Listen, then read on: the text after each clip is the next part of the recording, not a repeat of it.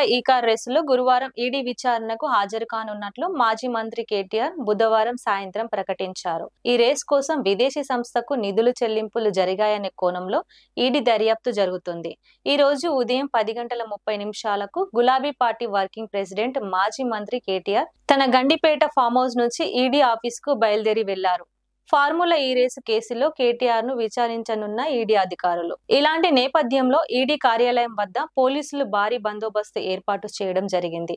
ఇవాళ సాయంత్రం వరకు మాజీ మంత్రి కేటీఆర్ ను ఈడీ అధికారులు విచారణ చేసే అవకాశాలు స్పష్టంగా కనిపిస్తున్నాయి. గత 4 రోజుల క్రితం మాజీ మంత్రి కేటీఆర్ ను ఏసీబీ అధికారులు కూడా విచారించిన సంగతి తెలిసిందే. ఆ రోజు కూడా 7 గంటల పాటు కేటీఆర్ ను విచారించారు.